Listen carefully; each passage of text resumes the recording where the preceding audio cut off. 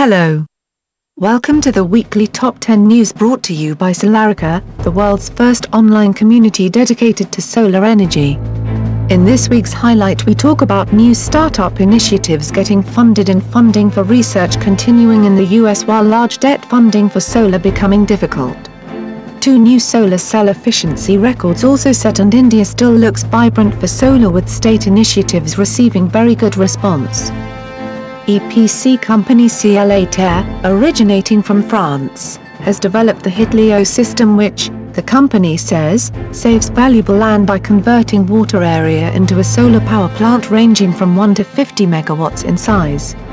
Calistron Electronics has signed a memorandum of understanding with CLA-Terre to implement the Hitleo system in eastern India, where there is an abundance of water bodies but shortage of electricity. With the availability of floating solar, the region can contribute to the compensation of energy requirement to a certain extent, especially in the rural areas. Other water-related solar initiatives in India include PV projects alongside ponds in state of Bihar, in the northeast of the country, that has announced it will develop up to 150 megawatts of solar PV next door to ponds. Over 180 bids for solar projects totaling 1.35 gigawatts have been submitted under Andhra Pradesh's solar policy, thus exceeding the state's 1.16 gigawatts target. 184 bidders submitted 294 applications to install solar projects in Andhra Pradesh under its solar policy, that was unveiled last September and involves auction of tariff-based bidding. Overall, the Andhra Pradesh Power Transmission Company has identified 161 locations where solar projects may be developed. It has further stated that no more than 20 megawatts can be generated from each location, although developers can apply for an aggregate capacity of up to 200 megawatts. At 80 megawatts, Alpha Infraprop Pvt Limited submitted the biggest bid. Argentina is planning to expand solar capacity by as much as 35-fold through its first government incentives for individual solar projects. The country, along with Venezuela, currently has the least renewable energy in Latin America. International developers are planning plants in Argentina's western regions, which get about twice the solar irradiation of the largest solar market, Germany. In the past year, they've applied to build 11 projects of about 20 megawatts each. Argentina plans to build 3,000 megawatts in clean energy capacity, of which about 10% may come from solar. Regulation passed in 2011 allows developers to negotiate premium tariffs directly with the government and grid operator CAMMESA, without relying on clean energy tenders arranged by ENARSA. Officials are working on long-term contracts for power from the plants, negotiated on a case-by-case basis, gaining the interest of companies from Spain to China. Vodacom and Phoenix International have launched the ReadySet mobile phone charging system in Tanzania. The portable phone charger is powered either by a solar panel or a bicycle dynamo. The distribution of the systems, which have been developed by Phoenix International, is being supported by Vodacom Tanzania. The ReadySet charges multiple phones simultaneously and is also capable of powering a LED light bulb and tablet computers. The solar panel can charge up to 10 phones a day. The ReadySet will cost around $200 and can generate $40 to $50 per month for the shopkeeper from mobile phone charging. In 2012, a ReadySet pilot program took place and it was demonstrated that there is strong demand for mobile phone photovoltaic charging services amongst Vodacom Tanzania's 40,000 sales locations.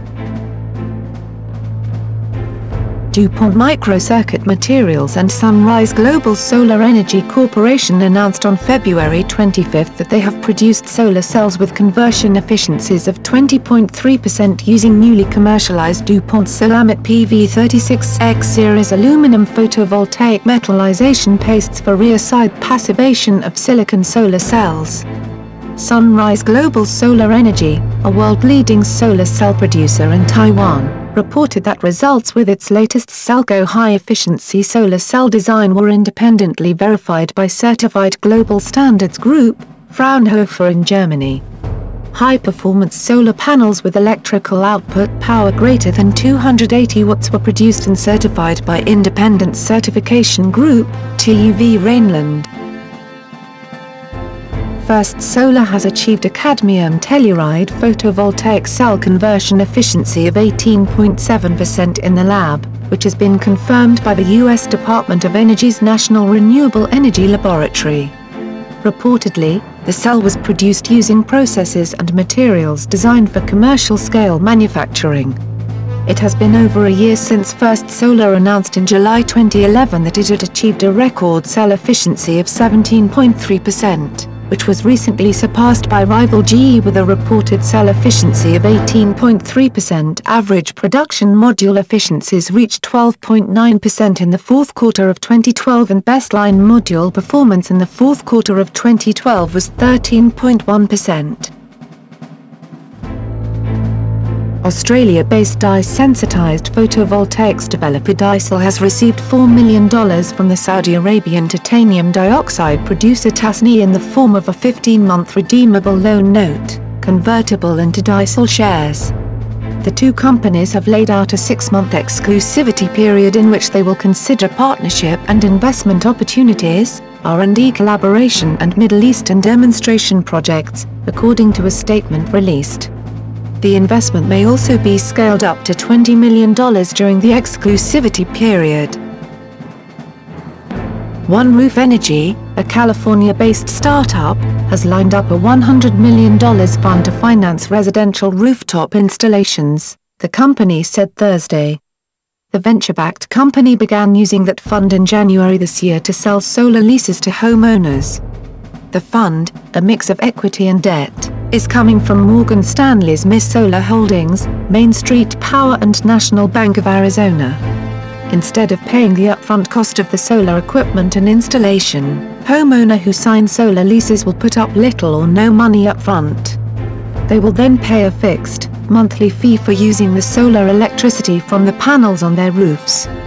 The leasing contract usually runs 15 to 20 years. The $100 million fund will finance projects in Arizona, California, Colorado and Hawaii.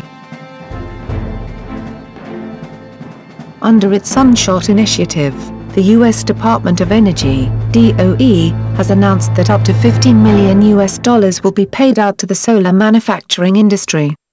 It has also made up to $12 million available under the Solar Rooftop Challenge 2. As part of its remit to lower the cost of solar technology, the Sunshot Initiative has set up the Solar Manufacturing Technology (SolarMat) program, which intends to support innovative, but commercially and technically viable solar manufacturing technology. Meanwhile, under the Solar Rooftop Challenge 2 program, DOE has made up to $12 million available in order to both eliminate market barriers and lower photovoltaic system soft costs, including permitting, licensing and grid connection. According to the release by Mercom Capital Group, announced debt funding for solar initiatives in 2012 came in at $6.9 billion in 34 deals. This is down from $35.7 billion in 2010 and $19.9 billion in 2011. The slowdown is a reflection of troubles facing solar companies in an era of persistent excess manufacturing capacity. Since 2010, Chinese banks readily provided loans, credit facilities and other types of debt agreements for the rapidly growing domestic solar manufacturing base.